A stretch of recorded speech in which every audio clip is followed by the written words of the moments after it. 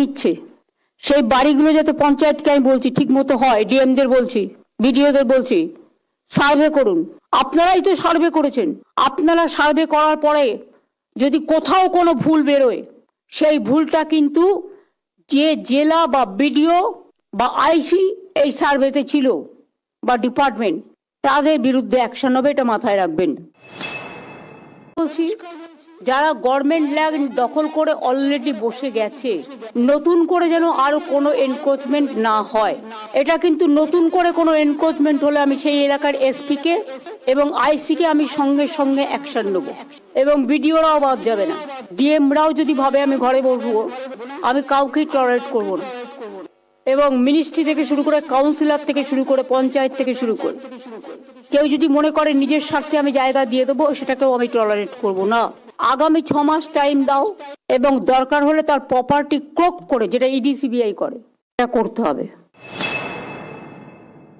ও active হতে হবে। এবং তোমার যে টিম বসে আছে ওখানে, 2-1 ছাড়া বেশিরভাগই বামপন্থী রাজনীতির আলোচনা করে ওখানে বসে। ওটা একটা আলিমুদ্দিন স্ট্রিট বানিয়ে দিয়েছে। আমি নিজে সারপ্রাইজ ভিজিট করেছি কয়েকবার, আমি নিজে গিয়ে এটা দেখে এসেছি।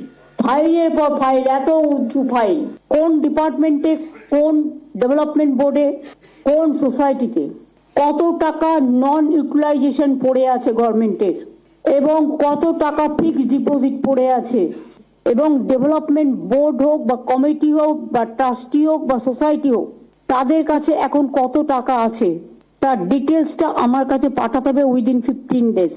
এর কি স্বাস্থ্য ভবন থেকে কোনো ব্যাপার আছে না? স্বাস্থ্য ভবনে বসে শুধু গল্প হচ্ছে, গল্প গুঞ্জন।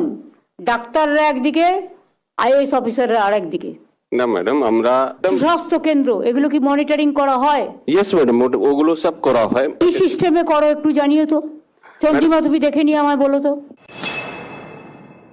আসছে সরকারি জমির ওপরে ফ্ল্যাট তৈরি করছে বেআইনি ভাবে, এবং ফ্ল্যাটগুলোকে বিক্রি করে দিয়ে বাইরে চলে যাচ্ছে, আর কিন্তু এখানে থাকছে না। এটা স্থানীয় নয় বেশিরভাগ, আমি খোঁজ নিয়ে দেখেছি। তাকে যেখান থেকে পারো ধরে আনো। আরে এই জমিগুলোর মিউটেশন কে দিল, বিল্ডিং এর পারমিশন কে দিল, তাদের বিরুদ্ধেও কিন্তু অ্যাকশন হবে, এবং অ্যাকশন অনুযায়ী কাজ হবে। এটা পুলিশ ডাইরেক্ট হাতে নেবে, জেলাকে দেবে না, স্টেট পুলিশ করবে। এসপি হয়ে আমার এক চোখ থাকবে কাজে, আর এক চোখ থাকবে অন্য জায়গায়, তাহলে এসপি হওয়ার প্রয়োজন নেই। ডিএমদেরও লক্ষ্য রাখতে হবে কোথায় কোন ভিডিওটা ভালো কাজ করছে, কোথায় করছে না, কোথায় বিএলআরও টাকা নিয়ে জমি দিচ্ছে, কোথায় দিচ্ছে না, মানুষকে হ্যারাস করছে।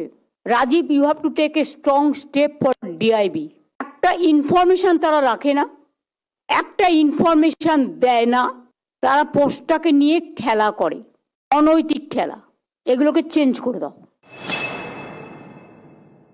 তোমাদের এক একজনের এক এক রকম আছে। যারা সত্যিকারে কাজ করে, অনেক সৎ পুলিশ অফিসার আছে খেটে খায়, তাদের দিকে তোমরা নজর দাও না।